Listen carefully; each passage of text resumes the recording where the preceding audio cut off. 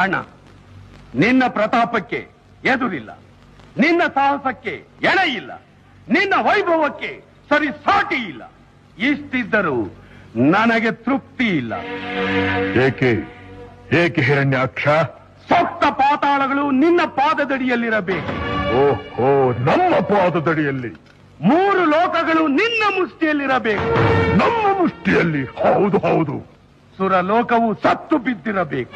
ಆ ಸುರಲೋಕವೇ ಸತ್ತು ಬಿದ್ದಿರಬೇಕು. ದಿಕ್ಪಾಲಕರು ನಮ್ಮ ರಮನೆಯ ದ್ವಾರಪಾಲಕರಾಗಿರಬೇಕು.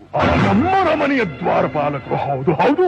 ಅಷ್ಟೇ ಅಲ್ಲ, ಕಾಮಧೇನುವಿನ ಕಡೆ ಕಾಲು ಚಾಚಿ ಕಲ್ಪವೃಕ್ಷದಡಿ ಮಲಗಿರುವ ನಿನ್ನನ್ನು ಆ ಶಶಿಪತಿಯು ಹೆದರಿ ಪೂಜಿಸಬೇಕು. ಹೆದರಿ ಪೂಜಿಸಬೇಕು? ಹೆದರಿ ಪೂಜಿಸಬೇಕು? ಅಣ್ಣ, ಅಪ್ಪಣೆ ಕೊಡು.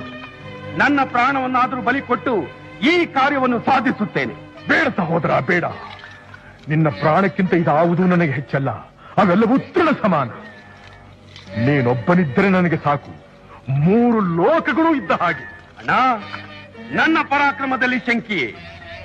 ಸೃಷ್ಟಿಯ ಯಾವ ಮಹಾಶಕ್ತಿ ಎದುರಾಗಲಿ ಹುಟ್ಟಡಗಿಸುವ ದಿಟ್ಟತನವಿದೆ ನನ್ನಲ್ಲಿ. ನಾನದರ ಬಲ್ಲೆ ಸಹೋದರ, ಬಲ್ಲೆ.